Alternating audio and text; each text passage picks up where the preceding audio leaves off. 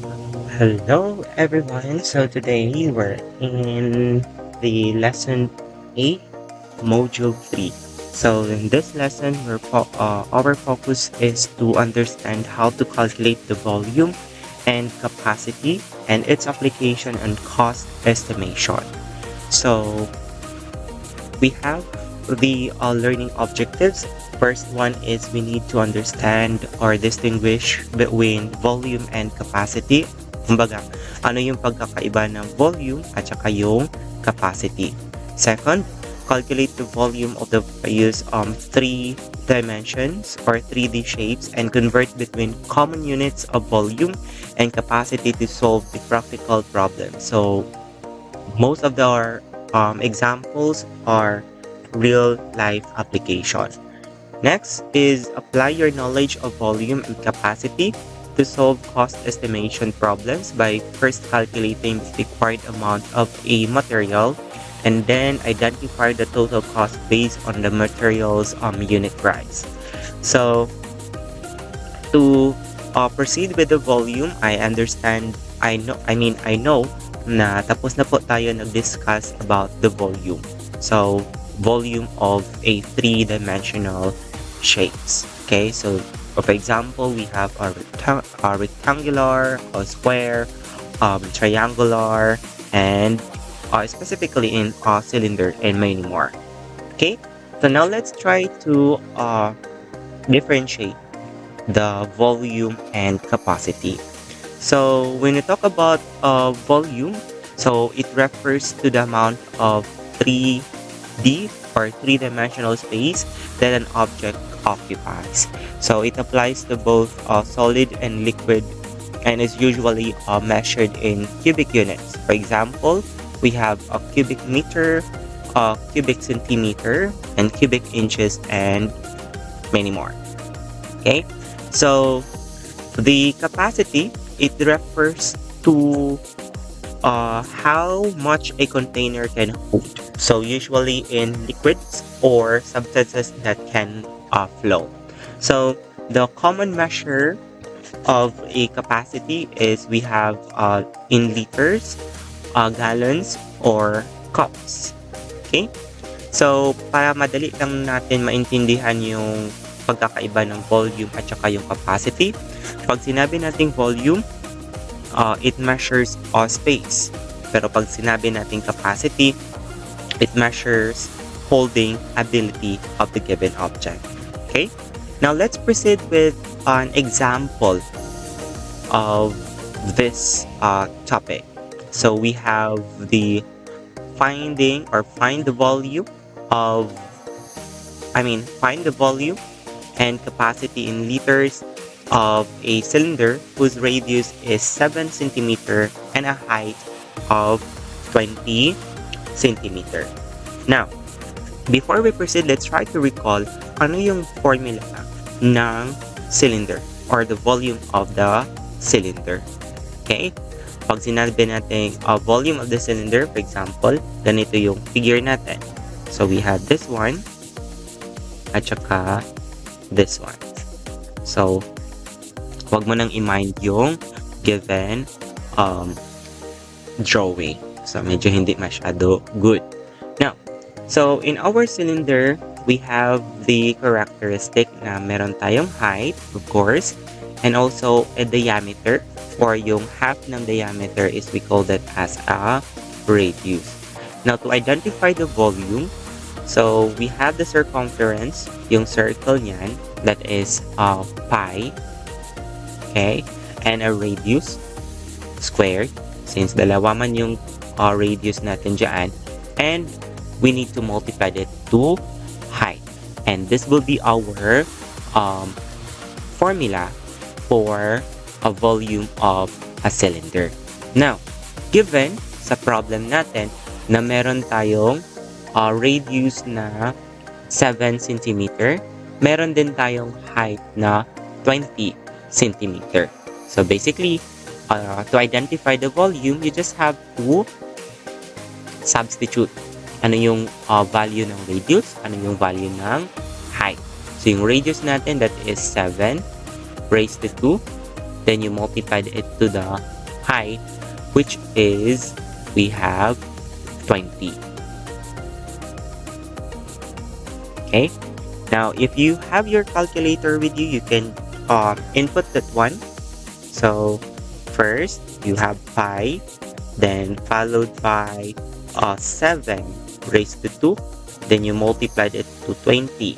So we have result.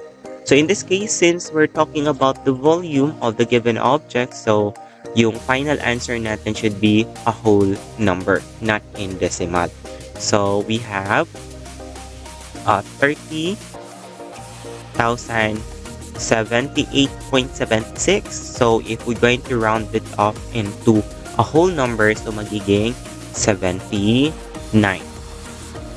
And to finalize your answer, huwag kalimutan lagyan ng unit. Now, since yung unit natin is centimeter, so that will be cubic centimeter. Remember na yung volume natin dapat nakasulat siya into cubic centimeter, cubic inches, cubic meter, and many more. Okay. Now, in this part, we need to identify the capacity of the given cylinder, but yung unit should be in liters. So in this case, since yung volume natin is naka-cubic centimeter, so we need to convert this one into liter. And take note, okay, take note na yung 1,000 centimeter cube or cubic centimeter, that is equivalent to 1 liter. Okay? Now, to identify the capacity,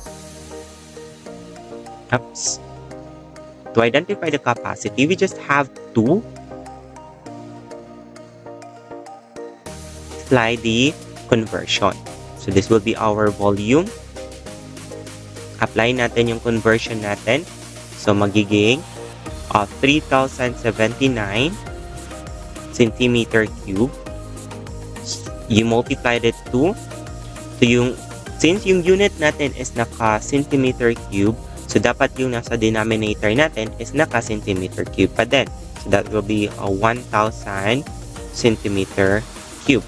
And yung numerator natin is naka 1 liter. Now, we can actually cancel out this one. So that is equal to 1.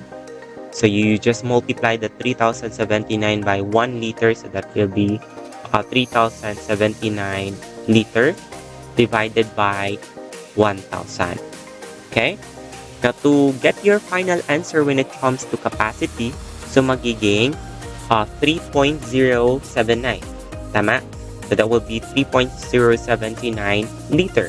Now, kunin lang po natin yung 2 decimal places or 2 decimal places na naka-round off. So, magiging 3.08 liter. And this will be your capacity. Okay? And that's how you're going to calculate the volume and capacity.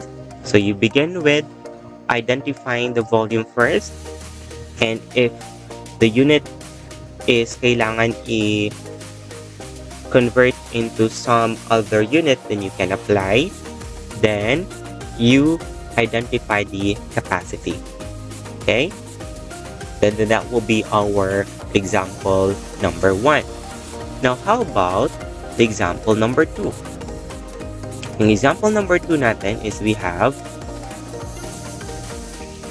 a cylinder water tank has a diameter of 2 meters. Okay? A diameter of 2 meters and a height of 4 meters. Now take note that each kilometer of water costs 35. Now the problem here is we need to identify the capacity in kiloliters and the total cost to fill the tank. Now, in this case, we need what will be our first solution? Kailangan natin hanapin yung volume of the given cylinder. So yung volume natin here will be V is equal to pi r squared multiplied to height. Okay? Now, since yung formula natin is meron radius, pero pagdating natin sa pag tingnan natin yung problem, wala tayong makikitang radius. Pero may diameter. Now, remember na yung diameter is twice the radius. To identify the radius, we just have to divide the diameter into 2. So, since yung diameter natin is 2, we need to divide it by 2. So, 2 divided by 2, so that is 1. And that will be our radius. Okay? Then, our height is 4 meter. Okay, just write 4 na lang. Okay? So, 4. So, you just multiply. So, same pa din. You input the pi sa inyong calculator. Then, input the 1 raised to the power of 2. Then, input yung 4. Then, click equal sign. So, that will be 12.5663701. Now, in this case, kunin lang natin yung 2 decimal places and make sure naka-round off. So, yung 2 decimal places natin will be 12.57. And what will be the unit? So, that is meter cube or cubic meter. So, that will be our volume. Okay? Now, is this our final answer? This is not our final answer. Bakit? Take note, yung capacity natin is, yung unit ng capacity natin is naka-kiloliters. So, ibig sabihin, if this meter cube or cubic meter, if ang unit ng volume natin is naka-cubic meter, we need to convert first yung volume natin into kiloliters para makuha natin yung capacity. Now, in this part, I would like to ask kung ilan ba yung value ng cubic meter into kiloliter. What do you think? So, yung kiloliter natin. So, if we have 1 cubic meter, that is equal to 1 kiloliter. Ibig sabihin, note natin ha, note, now 1 meter cube is also equal to 1 kiloliter. So, ibig sabihin, if we have 12.57, you multiplied it to 1 kiloliter, so the value will be the same. So, we have 12.57 kiloliter. Okay? And this will be our value now. Now, in this part, kunin natin yung total cost, or we need to identify the total cost to fill the tank. Now, remember that each kilometer of water, or no, kiloliter pala to, not kilometer. Yeah, that will be kiloliter. Okay? Each kiloliter of water cost 35 pesos. So, in this part, para makuha natin yung total cost, okay, total cost will be 12.57 kiloliter. Oops. 12.57 kiloliter. You multiplied it to 35 pesos. So, yung total cost natin now will be, you just multiply 12.57 times 35. So, that will be 439. Okay? So, we have 439.95 pesos. Or, since total cost, so pwede natin i-round off into 440 or just 439.95. Okay? Alright. Now, let's proceed with example number 3. Kailangan ko i-box para ma-identify nyo na ito yung final answer natin. Okay? Now, let's proceed with example number 3. So, example number 3, a rice container measures 40 centimeters by 30 centimeters by 50 centimeters. So the container will be filled with rice that costs 55 pesos per liter. Now the problem here, we need to identify the volume in liters and estimate the total cost to fill it. Okay? So first, again, ang una natin i-identify is the volume of the given container. Now, since we have the 40 by 30 by 50, so if we're going to imagine that the shape or the three-dimensional shape will be a rectangle. Okay? So, to identify the volume of the rectangle, ano nga yung formula natin? Okay? That is length, width, times height. Okay?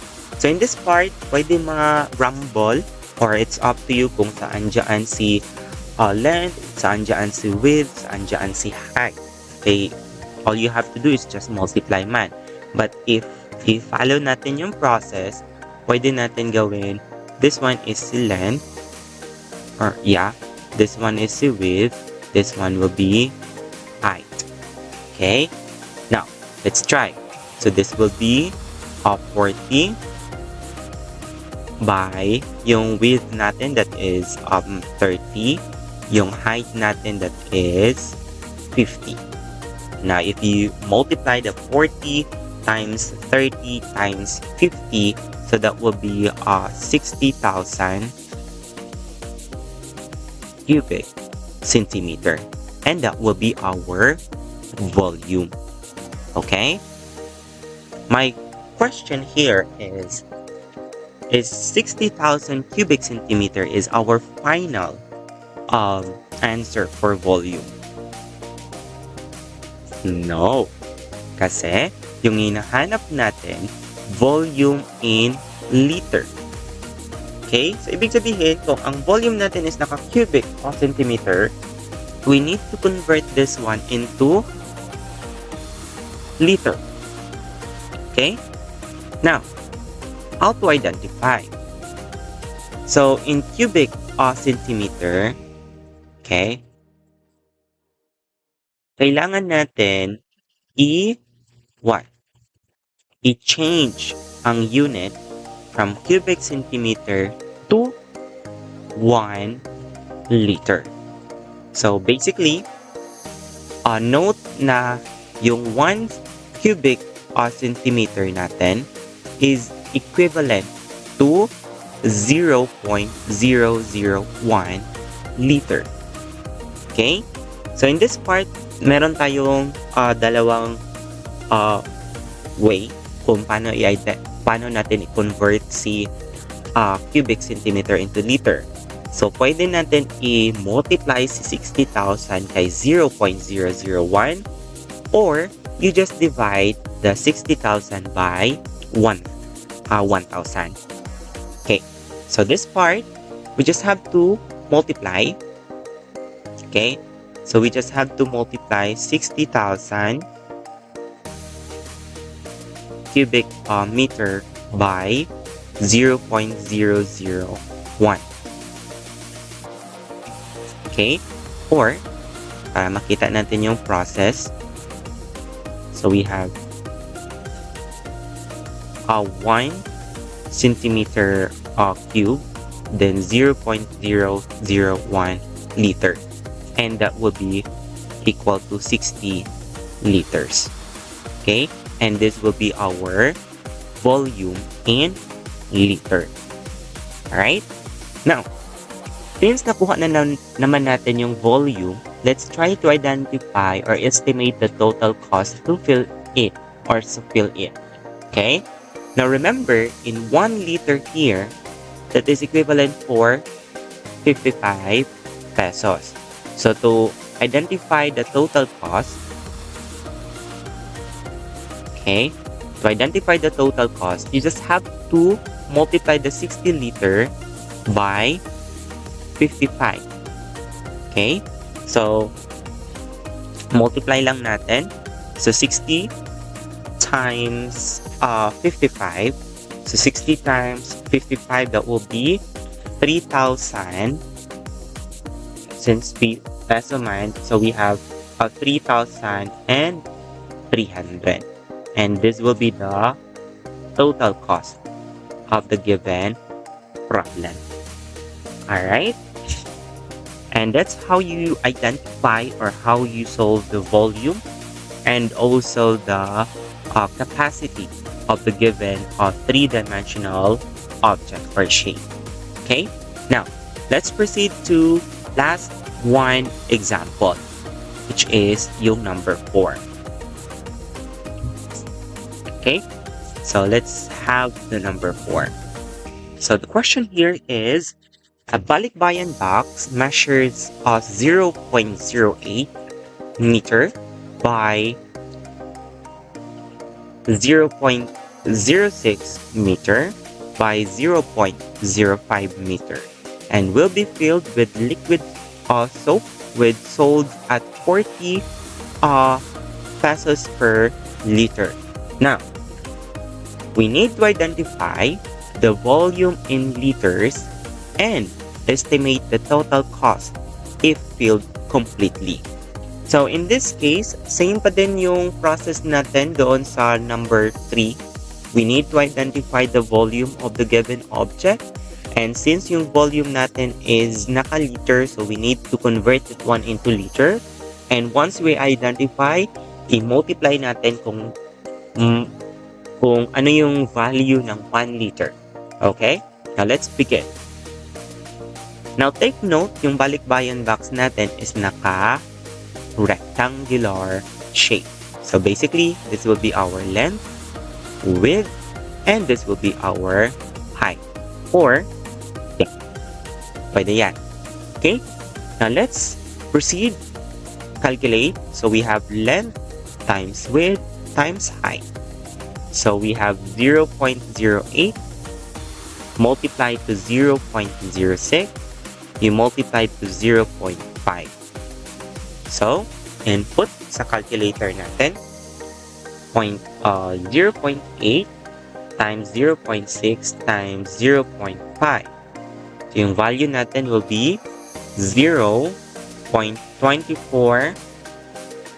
meter cube. Okay? And this will be our value or volume sa given balikbayan box. Now, take note na yung hinahanap natin is volume in liter. So, ibig sabihin, we need to convert this one into liter. Now, ano yung mga rule natin sa number 3? Yung 1 meter cube. Ano yung nandun sa number 3 natin? Yung 1 meter cube, centimeter man to. So, we need to identify yung 1 meter cube natin that is equivalent for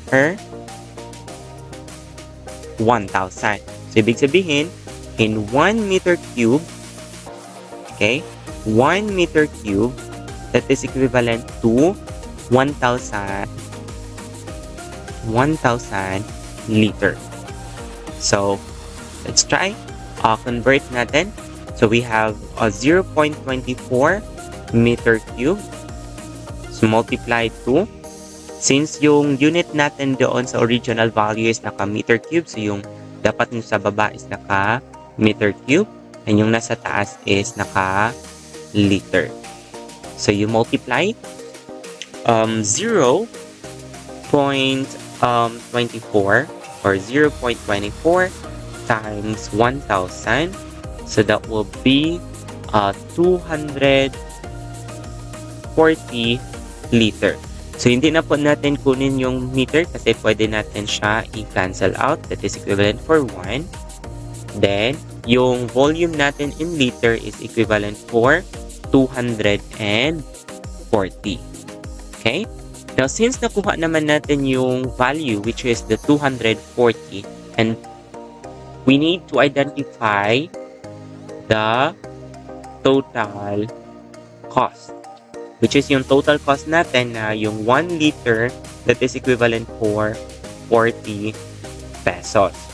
So, ibig sabihin, if we have 240 liter, you multiplied it to 40. So, ano yung value now? So, that would be 240 times 40.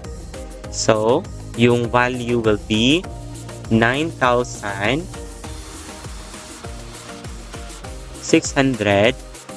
pesos. Okay? And this will be the total cost if or estimation total cost if filled completely. Alright?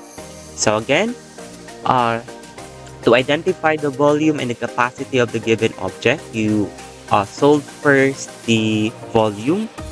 Then once nakuha mo na yung volume, you make sure if ano yung unit na hiningi ng given problem. If yung hiningi is liters, then you have to convert it into liters. Like for example, this one, we have the meter cubic meter. So, i-convert natin into liters. Then, after you convert it into liters, then you have to identify the estimation price of the given object. Alright? So, I think that this will be the end of our discussion for Lesson 8, Module 3, calculating volume and capacity of the three-dimensional shape. So thank you and be safe.